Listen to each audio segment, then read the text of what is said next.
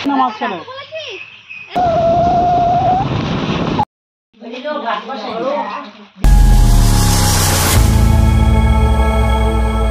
Everyone, good morning. কেমন আছো সবাই? আশা করছি সবাই খুব ভালো আছো। আমিও আছি অনেক ভালো। সকাল বাজে এখন ওই 6টা মতো। আজকে খুব তাড়াতাড়ি ঘুম থেকে উঠে গেছি, কারণ আজকে আমাদের একটা জায়গায় যাওয়ার আছে, তাই একটু তাড়াহুড়োর মধ্যে রয়েছি। আর ঘুম থেকে উঠে আমার সবার প্রথম যে কাজটা থাকে সেটা হচ্ছে বিছানাটা গুছিয়ে রাখা। বিছানা যতক্ষণ না গোছানো হবে আমার কোনো কাজই জানি না কেন ভালো লাগে না, তাই সবার প্রথম যে কাজটা করণীয় সেটা করে নিচ্ছি। তো বেডশিটটাই আগের দিন চেঞ্জ করলাম, তাই এখন খুব ভালো করে আর কি বিছানাটা ক্লিন করে রেখে দিচ্ছি। এরপর আমি চলে যাব ব্রাশ করতে। ব্রাশ করে চলে এসেছি। এখানে কিন্তু আমার বরের জন্য আমি এখন দিয়ে দিচ্ছি মুড়ি, কারণ ও বলেছে আজকে চা খাবে না, মুড়ি ছোলা দিয়ে মাখিয়ে দিতে। এই ছোলা দিয়ে মুড়ি দিয়ে খাওয়া ব্যাপারটা না আমারও ভীষণ ভালো লাগে।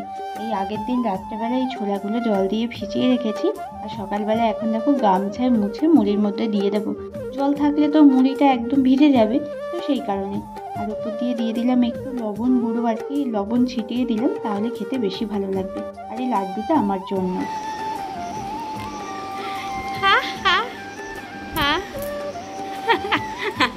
এখানে চলে এসছে আমার ভাই আর আমার বর দুজনে মিলে কিন্তু মোবাইল দেখছে। আর আমি স্নান করে চলে আসলাম ঠাকুর ঘরে। ঠাকুরের এই ফটোগুলোতে না কিছুদিন পর পর এত ধুলো পড়ে যে আমাকে আবার নতুন করে মুছতে হয়। তো সেই জন্য ফটোগুলো সব কিন্তু মুছে পরিষ্কার করে রাখছি। এই রকম ধুলোর মধ্যে তো আর পুজো করা যায় না। আর এরপর আমি কিন্তু ঠাকুরের অনেক বাসন রয়েছে, সেগুলো কিন্তু মেজে ফেলবো। তো ঠাকুরের বাসনগুলো মেজে দেখো সব এখানটা আর কি উবু করে রেখে দিয়েছি জলটা ঝরে যাওয়ার জন্য। তো সব তো কাজ গুছিয়ে নিয়েছি, এবার রেডি হব। তো এই শাড়িটা আর এই ব্লাউজটা পরবো। তো চলো তাড়াতাড়ি পরে আবার তোমাদের সামনে আসছি। এই গরমে বাড়ি থেকে বেরোনো মানে সানস্ক্রিন তো লাগাতেই হবে।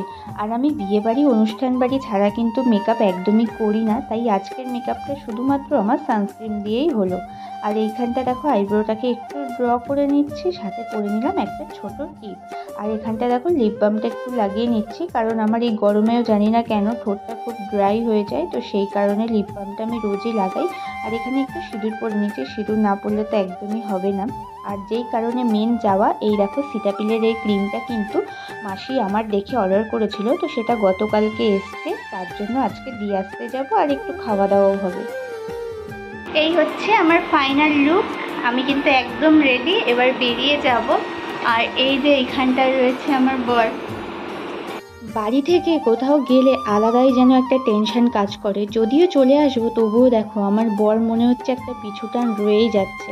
আর এখানটায় আমরা চলে আসলাম সবজি দোকানে, যেখান থেকে সবসময় সবজি নিই। 1 কিলো শসা নেওয়ার জন্য মাসি বলেছে, কারণ মাসির বাড়ি যেহেতু ভালকা, ওখানে সেরকম একটা শসা পাওয়াও যায় না।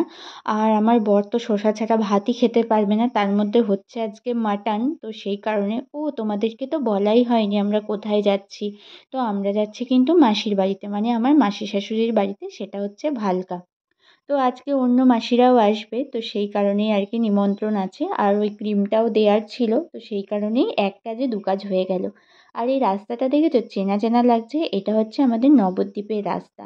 আমার বর এখন যাচ্ছে বিমলা মিষ্টান্ন ভাণ্ডারে, তো বলতে বলতে চলেও এসেছি। এখান থেকে নেব কিন্তু দই।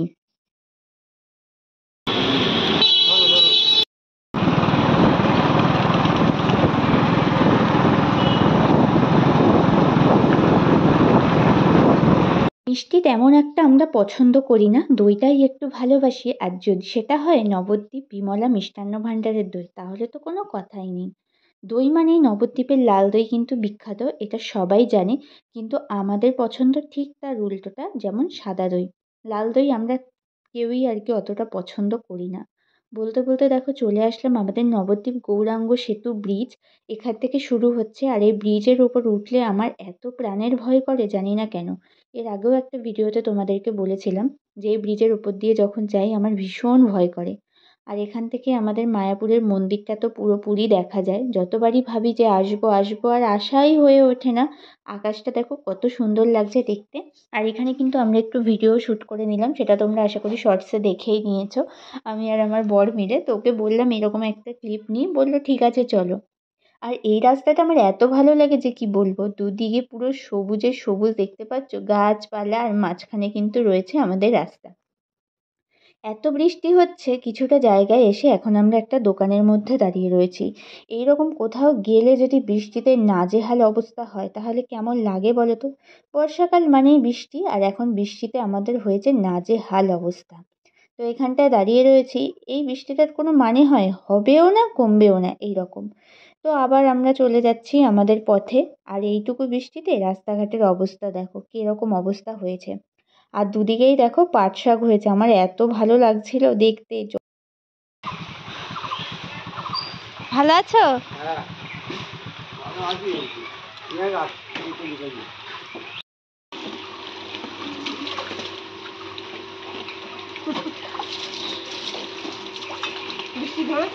হ্যাঁ,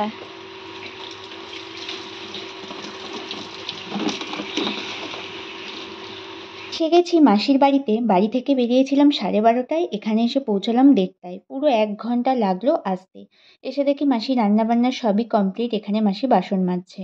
তারপর ঘরে এসে মাসিকে আর কি যেগুলো এনেছিলাম সেগুলো বার করে দিয়ে দিলাম, শসা, দই আর মাসির ক্রিমটা। বাড়িতে তো ক্রিমটার ডেটটাই দেখা হয়নি, তাই এখানে একবার ডেটটা ভালো করে দেখে নিলাম।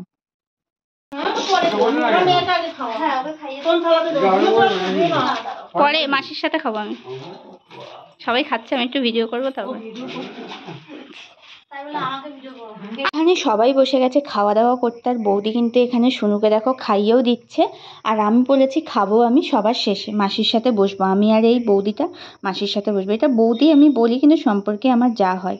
তো মেনুটা দেখো, এখানে রয়েছে ভাত, ইলিশ মাছের মাথা দিয়ে পুঁই শাক, মাছের ঝোল, আর এখানে কিন্তু রয়েছে মাটন। এসছি আর কারেন্ট চলে গেছে। আমার বর এখন দেখো হাত পাখা দিয়ে হাওয়া খাচ্ছে। আমাকে একটু হাওয়া করে দাও। আমরা আসার কিছুক্ষণের মধ্যেই কারেন্টটা চলে গেল, আর কারেন্টটা এসছে যেন কখন, আমরা যখন বাড়ি ফিরবো তার কিছুক্ষণ আগে। তো ওপরে দেখো ছেলের এখানটায় শুয়ে রয়েছে আমার বর আর দাদা। আর এখন আমরা চলে যাব আর কি। তো এখন যাওয়ার সময় আমাদের সাথে শুনুও যাবে, সবাই একসাথে যাব। যা আসার সময় সেম জিনিস, যাওয়ার সময়ও সেম জিনিস, বৃষ্টিতে ধরেছে আমাদের। তো আমরা একটা দোকানের এখানটা দাঁড়িয়ে রয়েছি, দেখো কেমন ঝমঝম করে বৃষ্টি আসছে, আর আমি তো অনেকটাই ভিজে গেছি।